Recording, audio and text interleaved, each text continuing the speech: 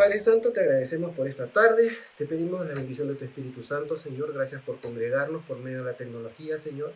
Aunque el mundo usa la tecnología para la perdición, nosotros la usamos para la bendición, Señor, de tu palabra, para la extensión de tu reino, Señor. Así que te pedimos que esta palabra pueda ministrar nuestro corazón en esta tarde, y te lo pedimos todo en el precioso nombre de Jesús. Amén. Bueno, hermanos, como les decía, el capítulo 18 que tratamos la semana pasada, básicamente es un capítulo en donde se narra básicamente la traición, el asunto este de que de algún parte del interrogatorio que tiene Pilato con Jesús y todo el asunto este. Así que como el capítulo 19 salta de frente, ¿no? Salta de frente, entonces vamos a abordarlo rápidamente. ¿Por qué? Porque ya me comí algunos minutitos tratando de hacer la transmisión cuando estaba mal mi equipo.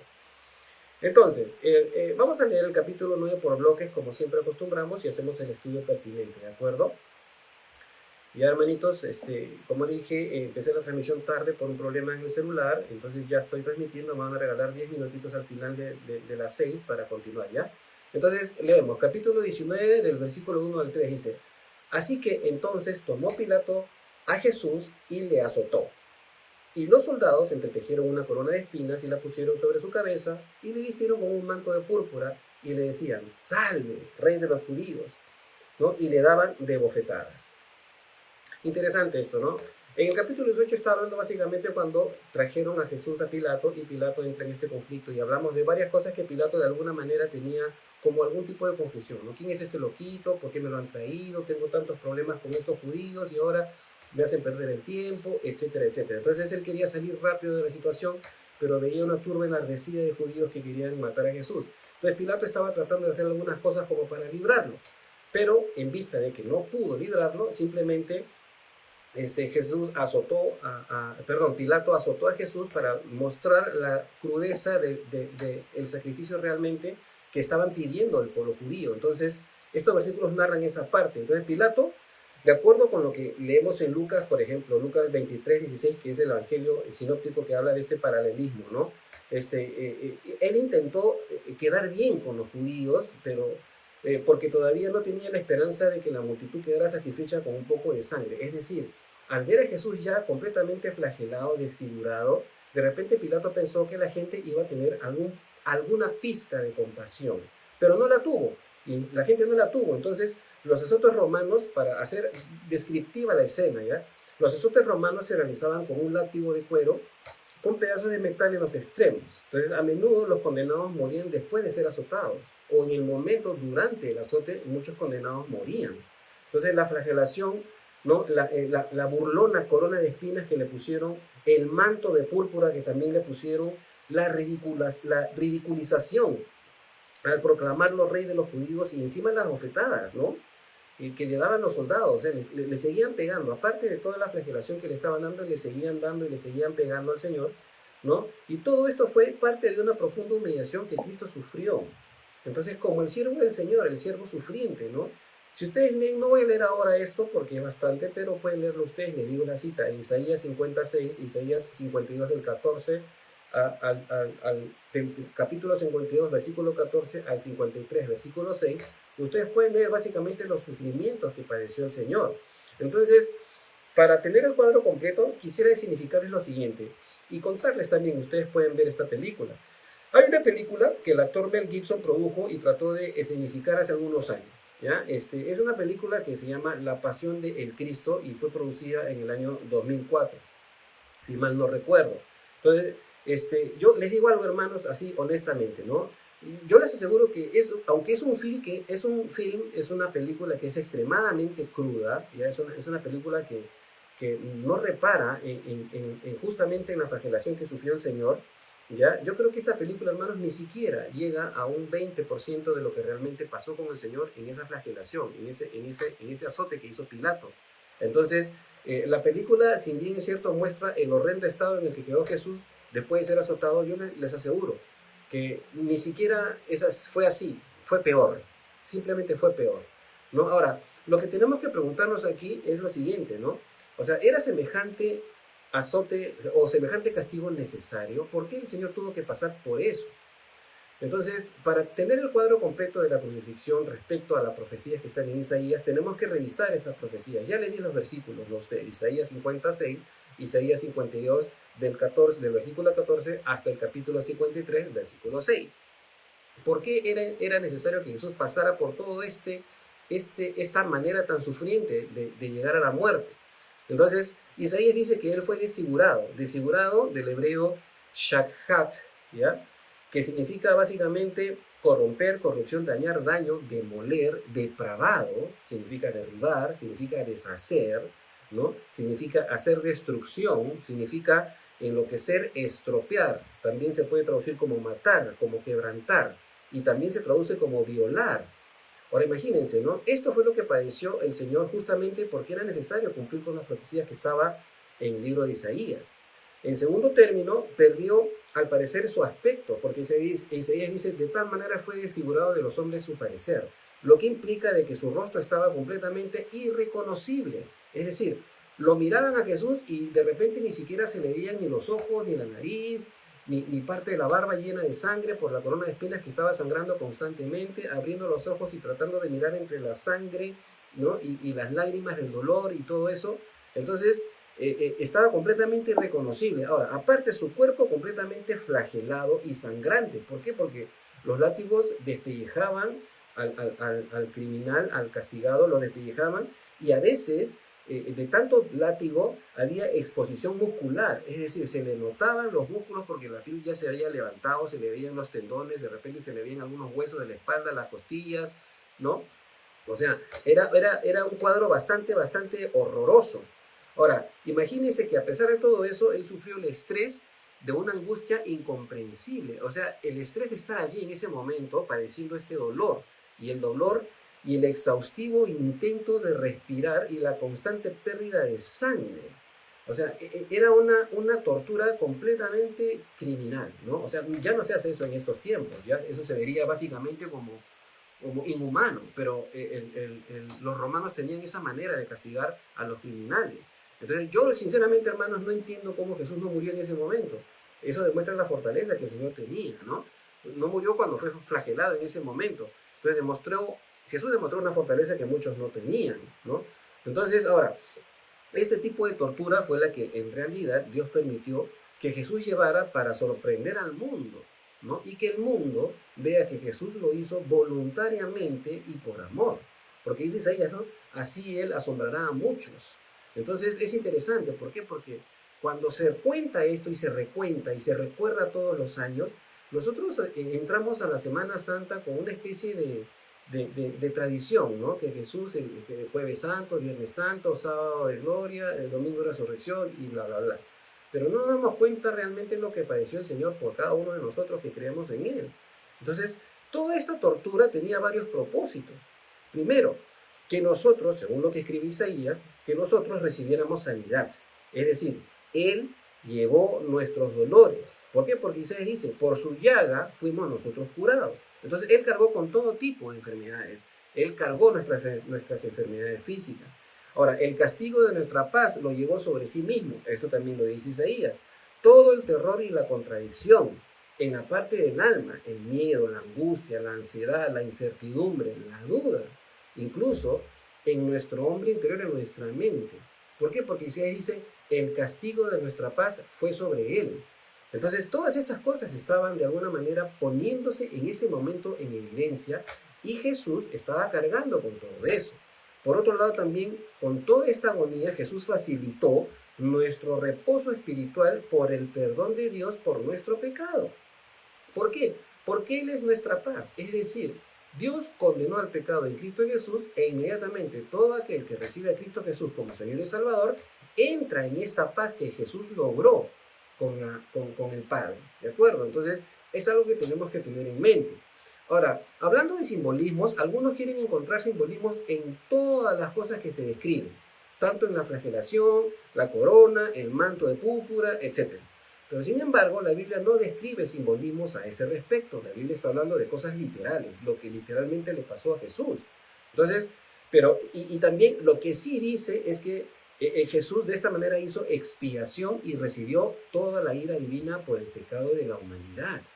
esta fue la manera en la que el pecado era juzgado en el cuerpo de Cristo Jesús, ¿no? Entonces, con todo, como dice en Isaías 53:6, dice, con todo cargó Jehová en él el pecado de todos nosotros. Entonces, su sacrificio fue sustitutorio. Lo hizo para que nosotros no recibiéramos lo que merecemos y seamos condenados. Básicamente la sustitución es la que nos salva a nosotros. Ahora, yo les aseguro, hermanos, que cuando Cristo estaba en pleno azote, ¿no? Cuando pensaba que ya estaba a punto de fallecer, cuando estaba sangrando, cuando estaba recibiendo los látigos y cuando estaba ya la exposición de todos sus músculos y toda la sangre y etcétera, de todo eso, yo les aseguro que Jesús estaba pensando en ti y en mí, porque era la única manera en la que nosotros podíamos ser justificados. No había otra manera, ¿sí? Entonces, ¿por qué? Porque, por ejemplo, en Isaías también dice, ¿no? Verá el fruto de la aflicción de su alma y quedará satisfecho. Por su conocimiento, mi siervo justo justificará a muchos. Entonces, ese fruto somos tú y yo, ¿no? El fruto que Cristo Jesús padeció en la cruz se ve ahora, nosotros, la iglesia, los cristianos. Fue el fruto de su sacrificio. Él nos compró con esa sangre preciosa que derramó en esa regeneración y en esa cruz. Por eso es que nosotros somos su amada iglesia, como dice Pablo, ¿no? Haciendo una analogía del matrimonio, Jesús dice, maridos, amad a vuestras mujeres como Cristo amó a la iglesia y se entregó a sí mismo por ella. Y eso es lo que el Señor hizo. Entonces, por estas razones es que nosotros, con toda autoridad, oramos, según la voluntad de Dios, por sanidad, sanidad física. Y por eso creemos que Dios nos puede dar la paz que Jesús dijo, ¿no? Mi paz os doy, ¿no? Yo no doy como el mundo la da, sino la paz mía, la paz de Dios, la paz del Espíritu. Es decir, nosotros podemos llegar a estar en un estado interno en armonía con Él y con el Padre, justamente por lo que Él estaba padeciendo. Continuamos, hermanos. Versículos 4-7 dice, entonces Pilato salió otra vez y le dijo, mirad, os lo traigo fuera, para que entendáis que ningún delito hallo en él. Y salió Jesús llevando la corona de espinas y el manto de púrpura, y Pilato les dijo, he aquí el hombre. Cuando lo vieron los principales sacerdotes y los alguaciles, dieron voces diciendo, crucificadle, crucifícale. Pilato les dijo, tomadle vosotros y crucificadle, porque yo no hallo delito en él. Los judíos respondieron, nosotros tenemos una ley, y según nuestra ley debe morir, porque se hizo a sí mismo hijo de Dios. Ahora, en estos versículos, del versículo 4 en adelante, Pilato sigue como una especie de parodia con los judíos. Es como que él estaba como en una especie de teatro, ¿no? Es decir, no me interesa este señor, los judíos quieren que lo mate, yo no encuentro culpable, de repente es un loquito, no sabemos qué hacer. Entonces, simplemente estaba como en una especie de teatro, ¿no? Como una caracterización dramática, ¿no? Entonces, no había delante de él una prueba digna de muerte. Pilato no decía, yo no creo que este señor sea digno de muerte por lo que ustedes dicen, no hay pruebas, ¿no? Entonces, a esas alturas Jesús ya debe haber sido una figura patéticamente sangrienta, llevando la corona de espinas y el manto púrpura. Entonces Pilato le dice, he aquí el hombre. Pero estas palabras que se han registrado tanto por todos los siglos, no fueron una especie de frase simbólica. Más bien, estas palabras de alguna manera condenan a Pilato, porque Pilato estaba reconociendo sin saberlo. El juicio que Jesús atravesó no era por su propio pecado. Pilato estaba siendo juzgado, él mismo, y también el pueblo judío. Entonces, él mismo estaba siendo juzgado en ese momento, en ese preciso momento. Ahora, los principales de los sacerdotes al verlo no repararon en apreciar algún tipo de compasión para nada, ¿no? El hombre estaba completamente desfigurado, completamente ensangrentado, la sangre le chorreaba por doquier, ¿no? Y encima, el odio de ellos, que viéndolo en ese estado, no se relajaba, sino que básicamente, estando él todo desfigurado y ensangrentado, encima pedían la pena de muerte. O sea, cero misericordia, ¿no? Cero misericordia. La religión te lleva a eso, cero misericordia, ¿no? Cero misericordia. Así se cumplió lo que dijo Isaías también, ¿no? Y nosotros le tuvimos por azotado, por herido de Dios y abatido. Entonces, ya no importó si Jesús hizo algún milagro o no, si sanó a alguien o no, o se resucitó a alguien o no. Simplemente tenía que morir. ¿Por qué? Porque según su ley se había hecho igual a Dios. Ahora, el intercambio entre Pilato y el pueblo de los versículos 6-7, yo lo he resumido algo así como una especie de parodia para que ustedes vean la escena más o menos como se plantea, ¿ya? Para que ustedes vean cómo es que se planteaba la escena. He hecho como una especie de dramatización, ¿de acuerdo? Algo así más o menos, ¿no? Los judíos diciéndole a Pilato, mátalo tú. Y Pilato respondiendo, no, mejor mátenlo ustedes. ¿No es cierto? Pero Pilato dice, yo no encuentro culpa en este loquito. ¿No? O sea, yo no creo que lo que él ha hecho sea reo de muerte. ¿No es cierto? Entonces el pueblo responde, pero nosotros tenemos una ley, ¿no? Y él se hace a sí mismo Dios. Y eso es pena de muerte. Pero nosotros no podemos matarlo sin tu autorización, Pilato. Así que tienes que tomar una decisión. Entonces Pilato responde, pero ¿qué tengo yo que ver con su religión de ustedes? A mí no me importa lo que ustedes hagan con quien sea que quieran ustedes, no me interesa. ¿Por qué lo traen a mí? Júzguenlo ustedes, mátenlo ustedes. Y los judíos, no, mátalo tú, porque nosotros no podemos matar sin tu autorización. Entonces, finalmente dicen, él se hace llamar el Hijo de Dios. Y ahí es donde Pilato, con sus ojos de huevo frito, se queda así como pensando, ups, a ver, un ratito. Se hace llamar Hijo de Dios. Ok. Entonces ahí Pilato, en la mente, de repente, Pilato habrá pensado, y si es el hijo de Zeus, voy a estar en graves problemas. Ahora, los dioses se pueden enojar conmigo. Mejor le pregunto a este tipo de dónde realmente es. No sea que venga directo del Olimpo, ¿no? Y los dioses me pueden castigar por darle muerte a este tipo. ¿Por qué digo esto? Porque recordemos que los romanos adoraban a los dioses y al panteón del Olimpo. Zeus, Júpiter, Venus, etcétera, del panteón de los dioses romanos. Y ellos creían sinceramente que a veces los dioses venían en forma humana. Ahora, la crucifixión, hablando de la crucifixión, era una muerte vergonzosa generalmente reservada para criminales, ¿ya? Para los criminales. Era pena de muerte para los criminales, no todos los que cometían cualquier delito en Roma eran crucificados. Era especialmente para los que eran revolucionarios, criminales, etcétera, ¿no? Entonces, al principio Pilato se negó a ser el verdugo, pero después los líderes revelaron la verdadera razón de su acusación. ¿Cuál fue esa razón? Se hizo a sí mismo hijo de Dios.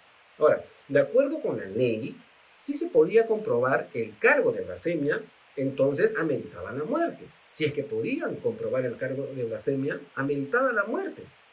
¿Ya? El asunto es que no hay una ley así. ¿Ya? No se escalofríen. No hay una ley así.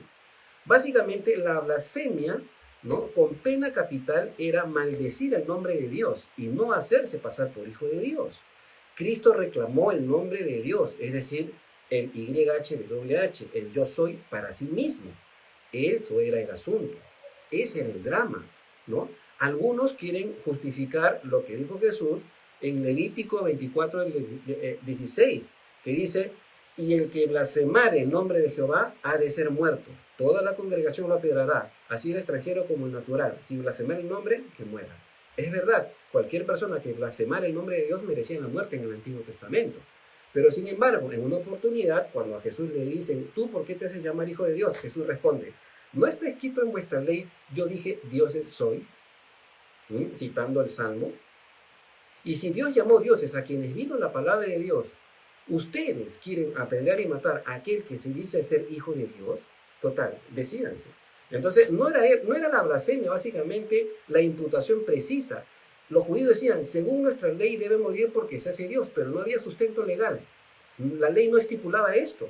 Entonces simplemente querían matarlo porque ellos interpretaban la ley de esa manera. ¿De acuerdo?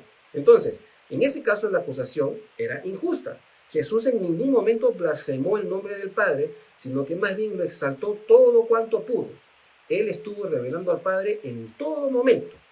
Continuamos, hermano. Versículo 8 al 12.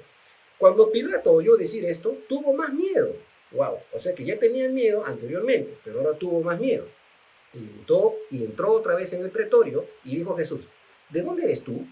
Mas Jesús no le dio respuesta. Entonces Pilato le dijo, ¿a mí no me hablas? ¿No sabes que tengo autoridad para crucificarte y que tengo autoridad para soltarte? Respondió Jesús. Acá sí Jesús respondió y le dijo, ninguna autoridad tendrías contra mí si no te fuera dada de arriba. Por tanto, el que a ti me ha entregado mayor pecado tiene. Desde entonces procuraba Pilato soltarlo, pero los judíos daban voces diciendo, si a este sueltas, no eres amigo de César. Todo el que se hace rey, a César se opone. Era una cuestión política ahora. Entonces Pilato refleja temor. Sinceramente, Pilato, siendo pagano, había escuchado muchas veces que dioses con apariencia humana visitaban a los hombres y los juzgaban. Quizá la majestad solemne de Jesús y sus declaraciones de la verdad comenzaron a intranquilizar la mentalidad o la mente de Pilato. Y Pilato estaba entrando en una película, estaba como medio confundido. Entonces, la negativa de Jesús de responder a la pregunta ¿de dónde eres tú? Le carcomía el cerebro a Pilato porque él no sabía de dónde venía. Le habían traído a un señor que decía ser el rey de los judíos, pero él no conocía el background de esta persona y no sabía si estaba hablando en serio o no y si era digno de muerte. Es interesante. Entonces, sin embargo, veamos que también en Mateo se registra algo interesante. ¿Y qué se registra en Mateo? Que la esposa de Pilato tenía pesadillas y había visto un sueño, había tenido un sueño que quiso advertir a Pilato. ¿Por qué? Porque en Mateo 27:19 leemos, no tengas nada que ver con este justo, porque hoy he padecido mucho en sueños por causa de él. Entonces Pilato estaba entre la espada y la pared, hermanos, una situación bien comprometedora. Primero, o agradaba a los judíos, o agradaba al César, o agradaba a los dioses, o agradaba a su mujer. O sea, Pilato estaba entre la espada y la pared, no sabiendo qué hacer. Le trajeron a este señor el asunto de los dioses, la mujer con los sueños, la gente gritando, crucifícale, crucifícale, y Pilato mirándolo, este es un loquito que me han traído, no sé por qué hay tanto alboroto. Yo no hubiese querido estar en sus zapatos, hermano, qué terrible. Entonces, sí es cierto lo que Jesús le dice, ¿no? Cuando le dice que él tiene autoridad. Pilato tenía autoridad para hacer juicio. Pero la respuesta de Jesús revela que todos los gobiernos del mundo reciben autoridad y que esa autoridad es permitida por Dios.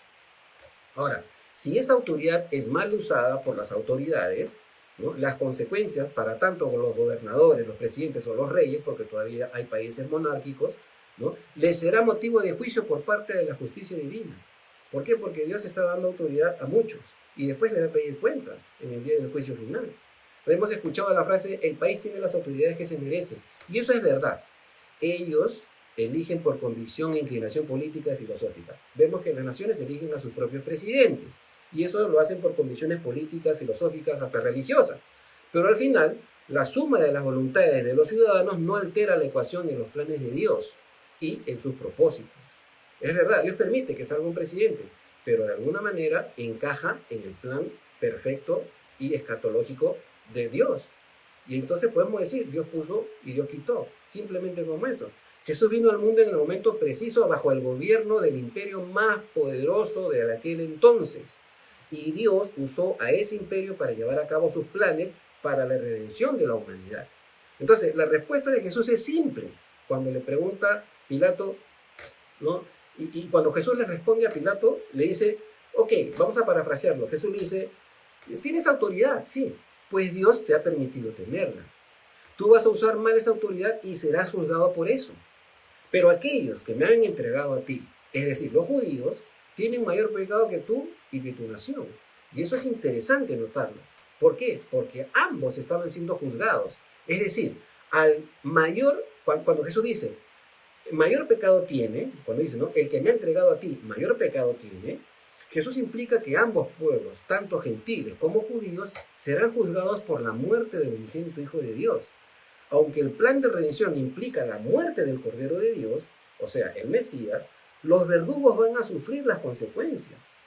Y esto no se vio mucho después. ¿Por qué? Porque Tito, hijo del emperador Vespasiano, destruyó la ciudad y el templo en el año 70 después de Cristo y se cumplió la profecía de Jesús de Mateo 24 al pie de la letra. Flavio Josefo, que es un historiador que yo les recomiendo, lo leo mucho y tiene mucha historia. Flavio Josefo narra la barbarie de lo que los romanos hicieron en Judea y con el templo, cómo destruyeron el templo. Pocos años después del general Tito, en el año 70, en el año 135 después de Cristo, también hubo otra rebelión contra Roma. Entonces los romanos derrotaron a los judíos y obligaron a huir en masa de esa tierra.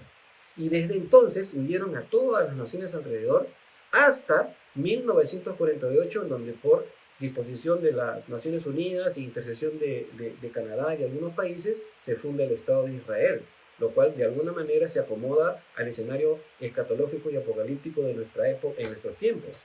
Entonces la profecía de Jesús de la destrucción del templo y la ciudad se cumplieron al pie de la letra.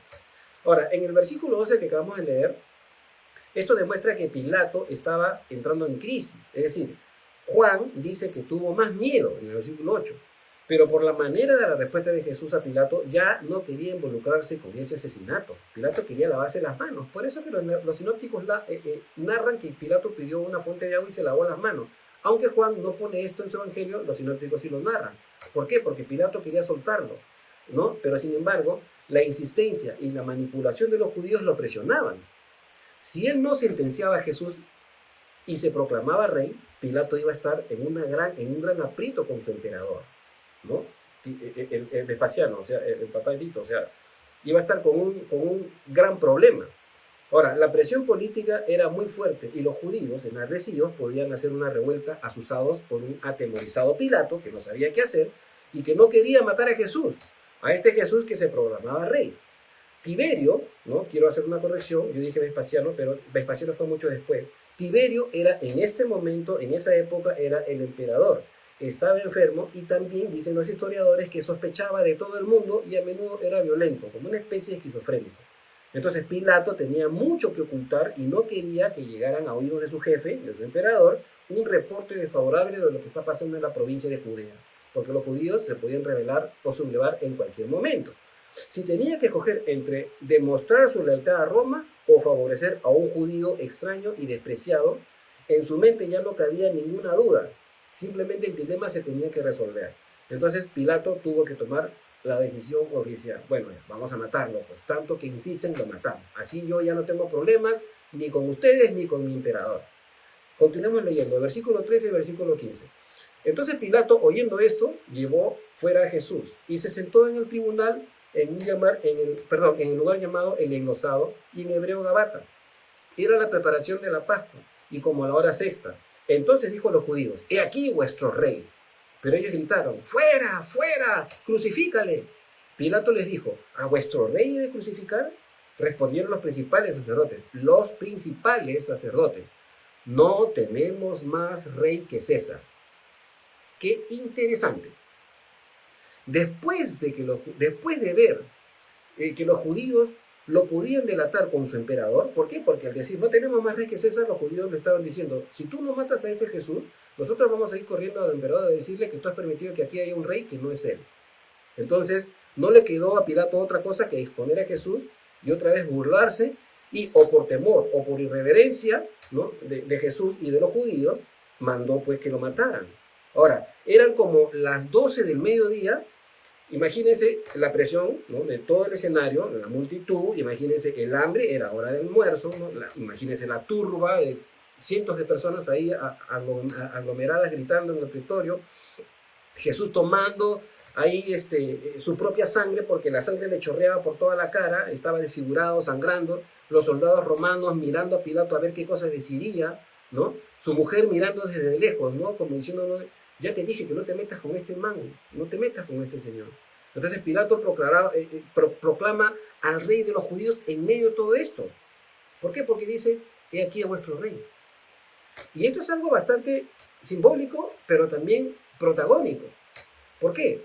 Porque, o por burla o por convicción, se estaba presentando de manera oficial al rey de los judíos y estaba siendo reconocido por un gobierno gentil, en este caso por Pilato. Pero como ya Juan había dicho: sin causa me aborrecieron a Jesús y lo rechazaron públicamente. ¿Por qué? Porque dijeron: fuera con este, queremos a Barrabás. Y Barrabás era un ladrón. O sea, los judíos rechazaron públicamente a su propio rey, de manera pública y frente a las autoridades romanas, que era el imperio más poderoso de la época, ¿no? O sea, rechazaron a su rey de manera oficial, nacional e internacionalmente también. Ahora, leamos Lucas 23:18. Mas toda la multitud dio voces a una diciendo: fuera con este y suéltanos a Barrabás. Interesante, ¿no? Y Barrabás era ladrón. Ahora, la confesión de los judíos fue su propio juicio. ¿Por qué? Porque ellos dijeron: no tenemos más rey que César. ¿Se imaginan eso?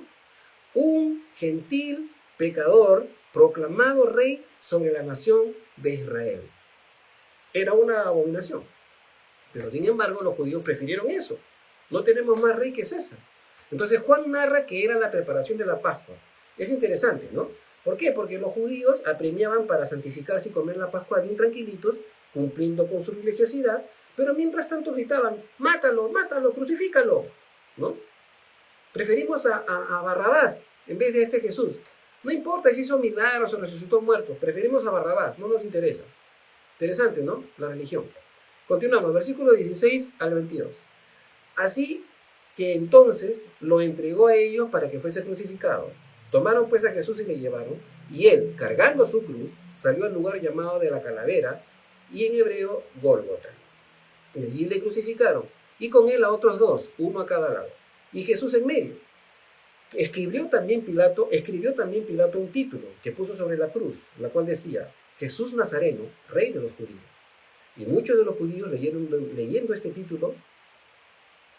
título porque el lugar donde Jesús fue crucificado estaba cerca de la ciudad, y el título estaba escrito en hebreo, griego y latín. Recordemos que en ese tiempo el Imperio Romano no hablaba italiano, hablaban en latín. Dijeron, versículo 21, dijeron a Pilato los principales sacerdotes de los judíos: no escribas Rey de los Judíos, sino que él dijo: soy Rey de los Judíos. Y respondió Pilato de una manera así como que: no molesten. Dijo así: lo que he escrito. Como diciendo, ¿sabes qué? Ya no me molesten más. Entonces, Jesús salió cargando su propia cruz. Encima de toda la flagelación, los condenados tenían que cargar su propia cruz. Y esto, ¿no? Esto de alguna manera es un símbolo y cumple con las profecías y los tipos del Antiguo Testamento. Porque, por ejemplo, si leemos el tipo de Isaac, ¿no? Isaac cargó su propia leña para su sacrificio, en Génesis 22, del 1 al 6. Nosotros tenemos una imagen de Abraham que está sacrificando a su hijo, pero pensando que su hijo es un niño, como de 8 o 10 años. En realidad no es así, hermano. Más o menos, algunos estudiosos estipulan de que cuando Abraham quiso sacrificar a Isaac, Isaac tendría entre 34 y 40 años, aproximadamente. O sea, y Abraham todo viejito no podía cargar la leña, así que Isaac, su propio hijo, estaba cargando la leña para que él mismo sea sacrificado y quemado en holocausto por su propio padre. Obviamente Dios impidió eso. Así que la fotografía de eso, del Antiguo Testamento, es Dios matando a su propio hijo en beneficio tuyo y en beneficio mío, ¿no? Esa es la tipología que estaba representando Génesis 22 del 1 al 6. Y también, por otro lado, la ofrenda por el pecado se sacaba fuera del campamento o fuera de la ciudad. Esto ustedes lo pueden cotejar con Hebreos 13, del 11 al 13. Entonces, de esa manera Jesús fue hecho pecado. ¿Sí? Jesús fue hecho pecado. Pablo lo dice en 2 Corintios 5, 21. Al que no conoció pecado, por nosotros se hizo pecado. Entonces, en arameo, es probable que al Gólgota, ¿ya? Se le llamaba de la calavera. Es decir, la palabra de la calavera en hebreo, en arameo, era Gólgota. Y se llamaba así porque era una colina que tenía una cima árida, pedregosa, en forma de calavera. Los otros dos hombres que también fueron crucificados con Jesús se mencionan ¿para qué? Para que sea comprensible el relato que sigue a la relación que hay en ambos, en los sinópticos, cuando dice de que cuando quebraron sus piernas y llegaron a Jesús, Jesús ya estaba muerto. Aunque esto no lo narra Juan. Pero no lo hicieron con Jesús. Lucas añadió que los otros dos hombres eran criminales, en Lucas 23, 32, 33, y en Mateo también se les llama ladrones, en Mateo 27, 44. Entonces, la burla entre Pilato y los sacerdotes continuó cuando Pilato ordenó que escriban el título que generalmente se colocaba sobre la cruz de un criminal. Decía: Jesús Nazareno, Rey de los Judíos.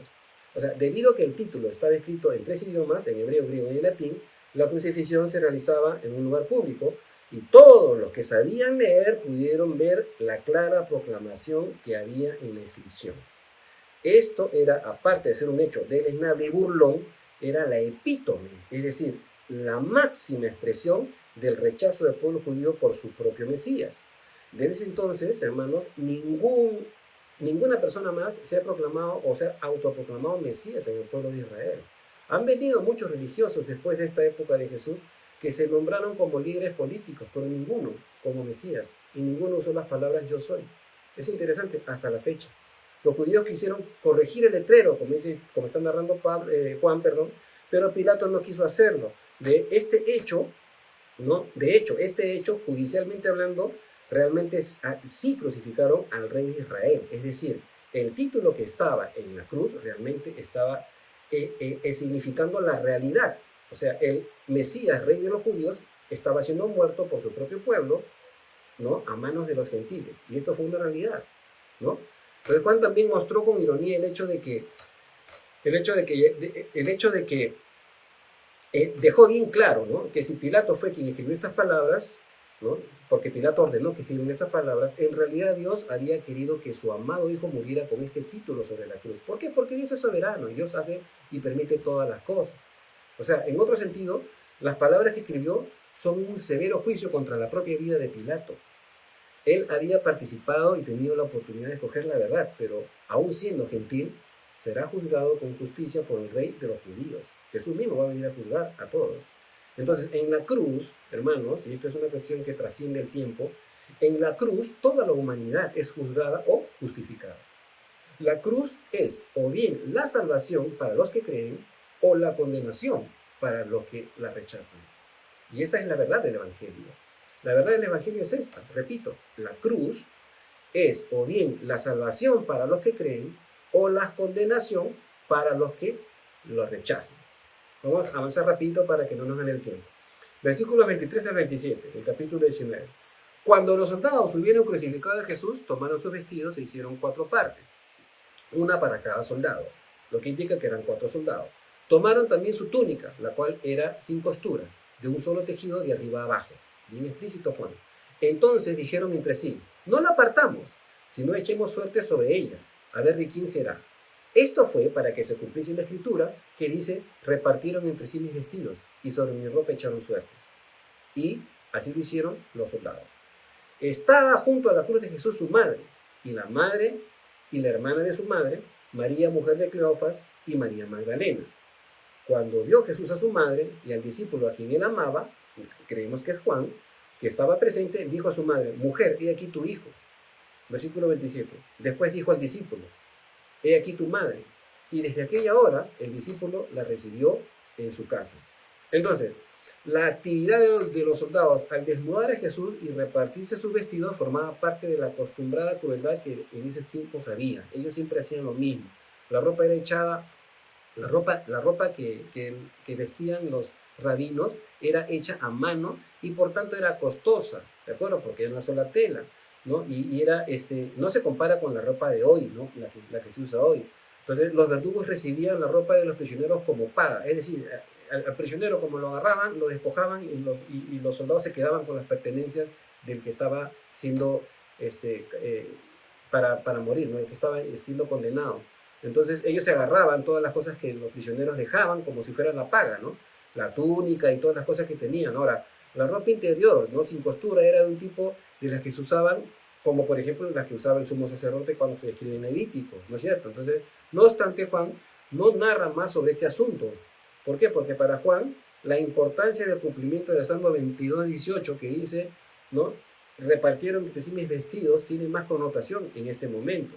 Entonces, Juan ve en el cumplimiento de este salmo ya 2 aspectos importantes. ¿Por qué? Porque el salmo dice literalmente que repartieron entre sí mis vestidos, es decir, los soldados se repartieron los vestidos de Jesús, ¿no? Y también sobre su ropa echaron suerte, lo que hicieron los soldados romanos de manera literal. Entonces Juan está dando énfasis en el cumplimiento de la profecía del Salmo 22 para identificar a Jesús con este Mesías.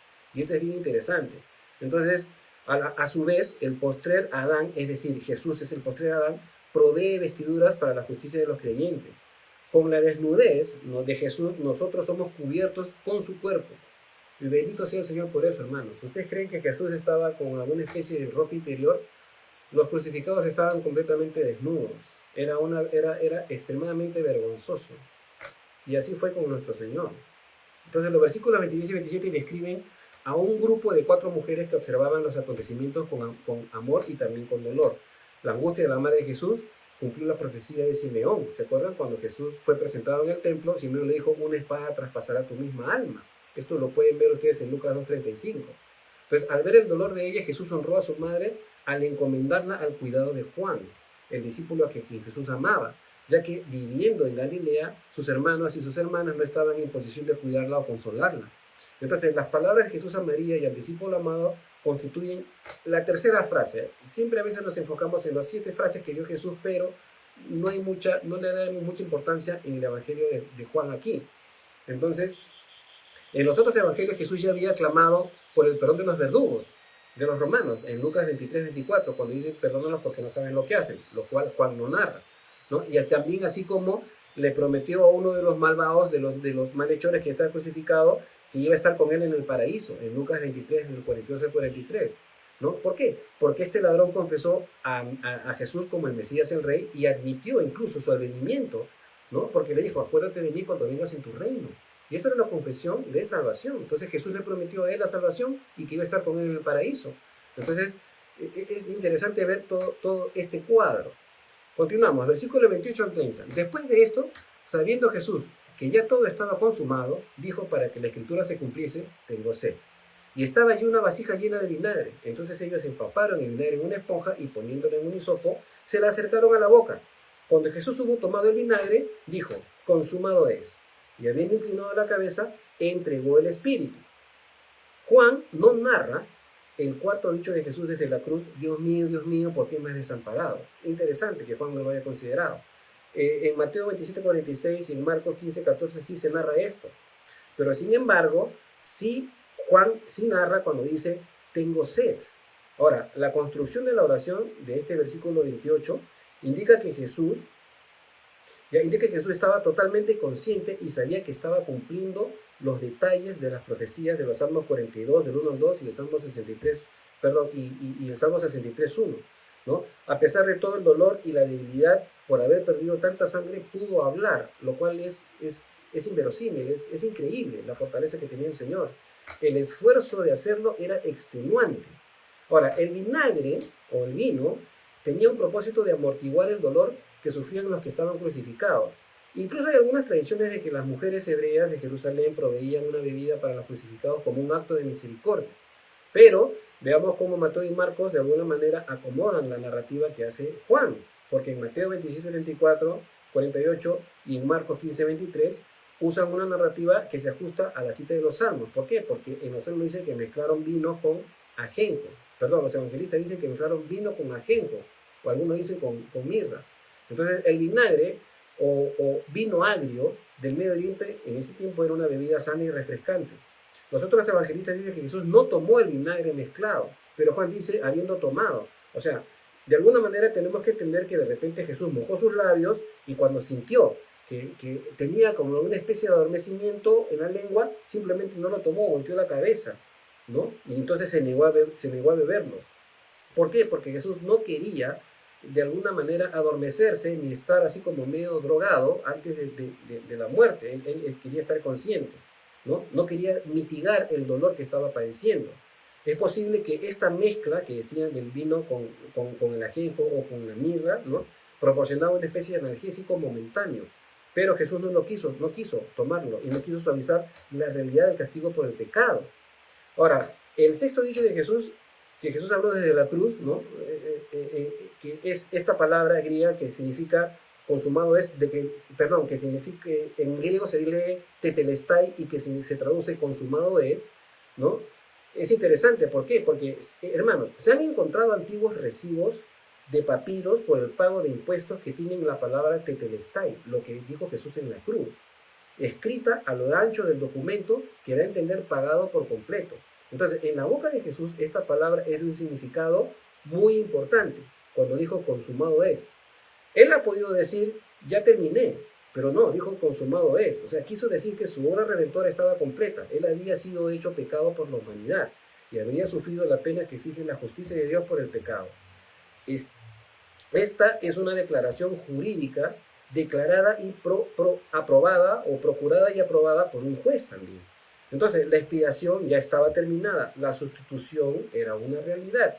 Desde ese entonces en adelante, todo aquel que crea en ese sacrificio y que fue ofrecido por Dios por la culpa personal e individual de cada uno, ¿no?, y además reconoce que quien ha muerto es Señor y Salvador, obtiene la vida eterna. Básicamente ese es el fin de la vida de Cristo. El Cordero de Dios que quita el pecado del mundo, vino a morir por cada uno de nosotros. Entonces es interesante también notar, ¿no?, que ningún evangelista dice en sus narrativas y habiendo inclinado la cabeza murió. Dice entregó el Espíritu. Entonces Jesús entrega el Espíritu. ¿Por qué? Porque nadie le quita la vida. Él entregó la vida en manos del Padre. Recordemos que los evangelios sinópticos narran la frase en tus manos encomiendo mi espíritu, que Juan no narra. Una pregunta podemos hacernos nosotros ahora aquí, que es un poco teológica, pero es importante a veces hacerla. ¿Cómo es posible que Dios pueda morir? Si Jesús era Dios y reclamó divinidad para sí mismo y lo demostró, ¿cómo pudo morir? ¿Quién murió en total? ¿Murió Jesús, el hombre, o murió Jesús, el Dios? ¿Cuál es la respuesta a todo esto? Básicamente, la respuesta, hermanos, es la misma encarnación. Es decir, solo el hombre puede morir físicamente, mas no espiritualmente. En un sentido metafísico, el hombre, después de la muerte física, sigue vivo y es consciente. Recordemos en la narrativa, en la parábola del rico y Lázaro, que después de muertos estaban conscientes, ¿no es cierto? Ahora, la humanidad de Jesús se evidenció al 100% en ese sentido. ¿Por qué? Porque siendo humano estaba sujeto a todas las consecuencias de causa de efectos naturales, es decir, hambre, cansancio, sangrado y por último también la muerte. Es interesante. Jesús tuvo que permitir que la muerte lo derrote. La esencia de su humanidad era al 100% humana y también su esencia al 100% Dios, ¿no? Es lo que le llamamos en teología la unión hipostática. Bueno, es otro tema. En esa condición, él no podía morir, pero al entregar el espíritu, su cuerpo humano muere realmente. Y eso fue lo que hizo Jesús. Entonces también vemos lo siguiente, la unión del verbo, como dice Juan, en el principio del verbo, y el verbo era con Dios, y el verbo era Dios, la unión del verbo con la humanidad de Jesús nunca dejará de existir. Jesús va a ser humano por la eternidad. Ahora en la deidad, hermanos, hay un cuerpo humano que se llama Jesús. Y esto es lo maravilloso, ¿no? Por eso que Él no se avergüenza de llamarnos a nosotros hermanos. Cuando vayamos a la presencia del Señor, vamos a ver al Cordero sentado en el trono. Y ese Cordero es Jesús de Nazaret, nuestro gran Dios y Salvador. Entonces, en ese cuerpo de carne, Dios condenó el pecado del hombre. De igual manera sucede con nosotros. Y es por esa razón que nosotros también tenemos que ser glorificados. Hermanos, la única manera de estar frente a la deidad es la glorificación de nuestros cuerpos. Y para que seamos glorificados tenemos que morir de alguna manera. O porque te atropella un tren, o por muerte natural, o por vejez, ¿no? O por accidente natural, o por lo que sea. Es la única manera de acceder, hasta que llegue la resurrección de nuestros cuerpos, ¿no? Que el Señor nos tiene preparados. Continuamos para que no nos robe el tiempo. Versículos 31 al 34. Entonces los judíos, por cuanto era la preparación de la Pascua, a fin de que los cuerpos no quedasen en la cruz en el día de reposo, pues aquel día de reposo era de grande solemnidad, rogaron a Pilato que se le quebrasen las piernas y fuesen quitados de allí. Vinieron pues los soldados y quebraron las piernas al primero, y asimismo al otro que había sido crucificado con él. Mas cuando llegaron a Jesús, como le vieron ya muerto, no le quebraron las piernas. Pero uno de los soldados le abrió el costado con una lanza y al instante salió sangre y agua.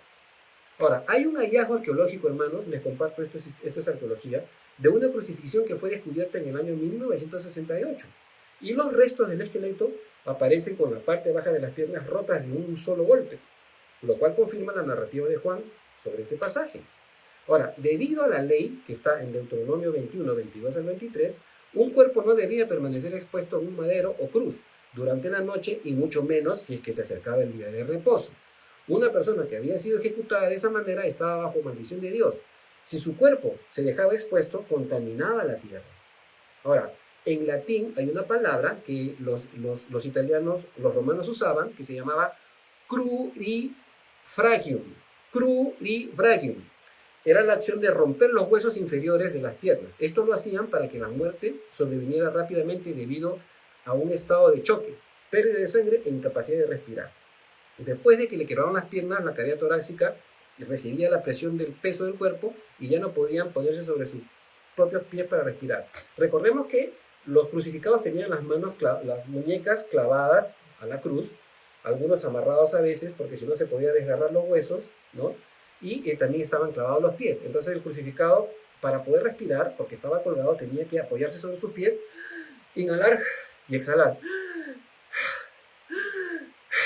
¿no? Entonces estaba en este ejercicio constante. Y para acelerar la muerte de los crucificados le rompían las piernas para que no se pudieran soportar sobre sus piernas y poder seguir respirando. De esa manera les podía dar un paro en el diafragma y el corazón le estallaba. Entonces, por eso es que le rompían las piernas. Cruel, bastante cruel, ¿verdad? Entonces, solo para asegurarse de que Jesús ya había muerto, un soldado le abrió el costado con una lanza, ¿no? Y el resultado fue que al instante salió sangre y agua.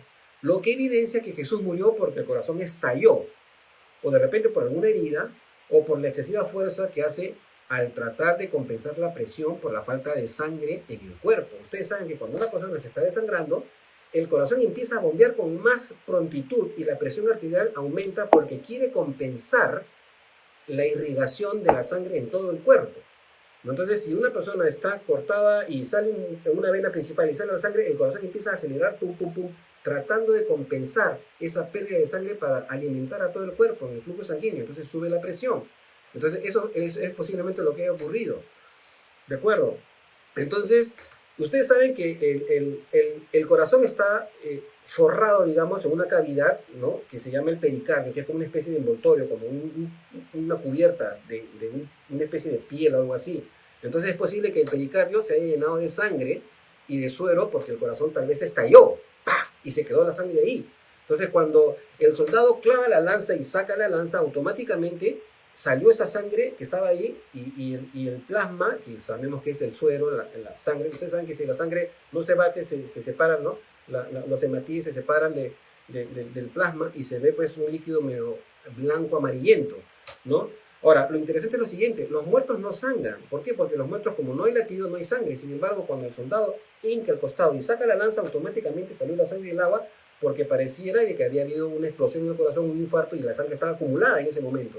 Cuando entra la lanza y sale, rompe el pericardio y ¡plum!, sale toda la sangre y el agua.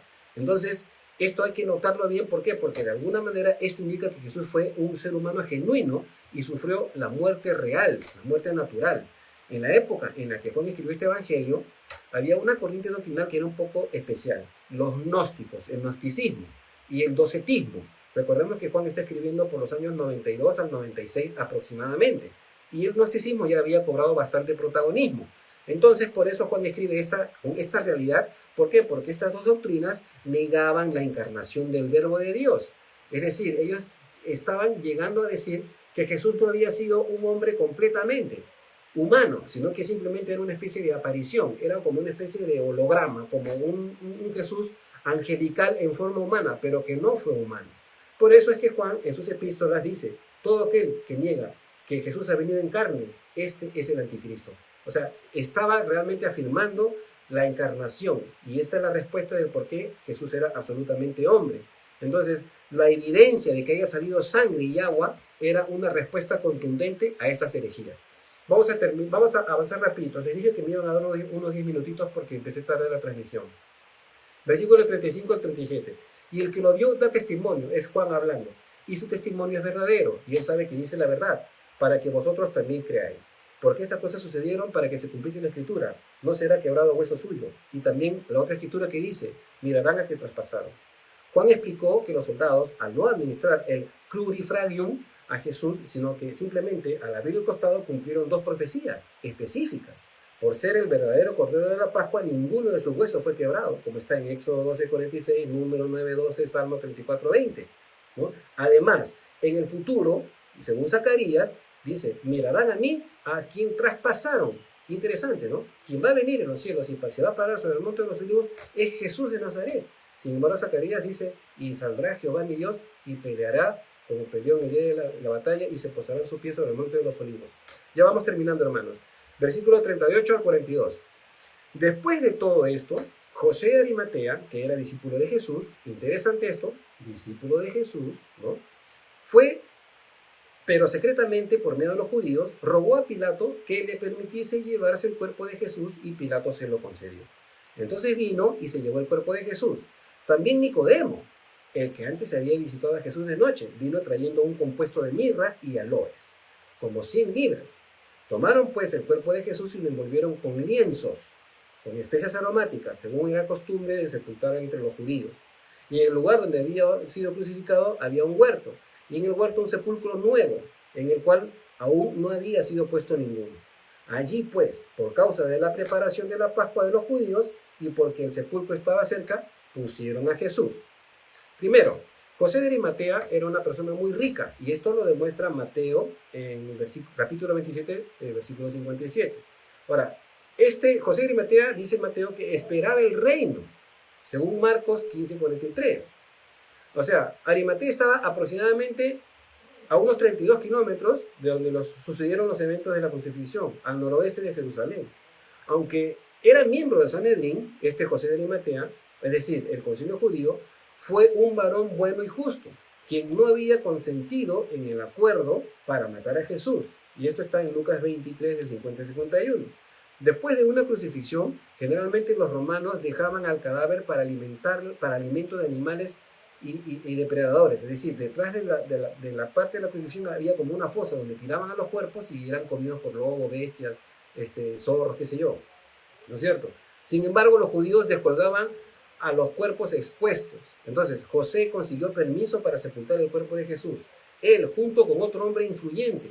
¿Quién es este otro hombre? Nicodemo, el que visitó a Jesús de noche, el que escuchó el discurso. Si no naces de nuevo, no vas a poder ver el reino de Dios. Ellos hicieron arreglos requeridos. Entonces, se necesitaba alrededor de 100 libras, es decir, 45 kilos de mirra y aloes, que era bastante, ¿no?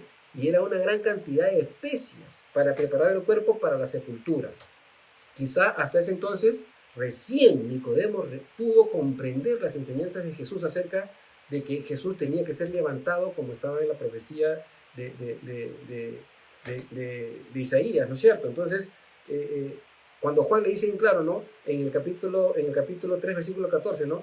Porque como Moisés levantó la serpiente en el desierto, ¿no? Así tiene que ser levantado el Hijo del Hombre. Entonces, de repente, Nicodemo captó justo en este momento lo que Jesús le había dicho. Entonces, estos dos hombres, que eran discípulos secretos de Jesús, ahora ya no les importó y se manifestaron públicamente. Debido a que se acercaba el día de reposo, que comenzaba al atardecer, debían sepultar a Jesús con toda celeridad, o sea, rápidamente. Recordemos que el día de reposo era desde el viernes a las 6 hasta el sábado a las 6. Entonces, la costumbre de sepultar entre los judíos no involucraba la momificación o embalsamiento, en los cuales se sacaba la sangre y las vísceras del muerto. Lo que los judíos acostumbraban era lavar el cuerpo y cubrirlo con lienzos y aceites aromáticos o especias. Entonces, algunas versiones traducen ozonios como para tiras de lino, lo cual tiene cierto apoyo para sustentar que lo del manto de Turín no es precisamente exacto. ¿De acuerdo? O sea, no cubrieron a Jesús con un manto como con una sábana, porque hay un manto por ahí que dicen que es el manto de Turín, que fue cuando Jesús resucitó, dejó impresa su figura allí, pero eso no lo sabemos, ¿de acuerdo? Sin embargo, sí dice que fue envuelto en lienzos, cubierto por varios tipos de trozos. Entonces, nosotros los cristianos, ¿no?, evangélicos, no adoramos ni veneramos las reliquias de ninguna manera, ¿no?, ni de personas de los objetos que estuvieron relacionados con esas personas. Entonces, la historia de las reliquias, esto es otro tema, pero se los digo, se remonta al siglo IV, pero no hay ninguna sugerencia, ni en el Antiguo Testamento, ni en el Nuevo Testamento, que insinúe semejante idolatría. Es más, el Antiguo Testamento prohíbe incluso tocar cualquier cosa que se haya pervertido o haya pertenecido a un muerto. Interesante. Pero bueno, estas son tradiciones católicas romanas, ¿no? Ustedes saben de que cada parroquia o cada iglesia católica se edifica sobre las reliquias de algún muerto, de un cadáver, ¿no? Y ponen ahí una calavera y edifican. Es una tradición que empezó en el siglo IV con uno de los papas que dio esta cuestión. Pero no tiene ningún asidero en la revelación de Dios. Hermanos, les he robado 7 minutos, les expliqué por qué. Déjame orar y luego hacemos la despedida. Padre Celestial, gracias por este estudio, Señor. Hemos terminado el capítulo 19, Señor. Te damos gracias porque tu palabra nos ilumina. En este capítulo hemos podido ver, Padre Santo, lo que tu Hijo Jesucristo padeció por nosotros, Señor. Todas las cosas terribles y el soporte de la cruz y estar ensangrentado y no pudiendo respirar y de repente tragando su propia sangre con sus lágrimas, muerto de sed, con la corona que no podía... de repente le penetraron parte del cráneo y no podía ni abrir los ojos, y si abrió los ojos veía que se le metía la sangre, etcétera, Señor. Todo este sufrimiento, Señor, te lo agradecemos y nunca vamos a poder pagártelo, Padre. Gracias por haber ofrecido a tu Hijo Jesucristo así, de esa manera, Señor, porque así demostraste que tu vida por el pecado es así, Señor. Y Cristo Jesús fue nuestro sustituto. Gracias por este tiempo, Señor, de estudio, y oramos para que pueda penetrar esta palabra en nuestro corazón, en el nombre de Jesús. Amén.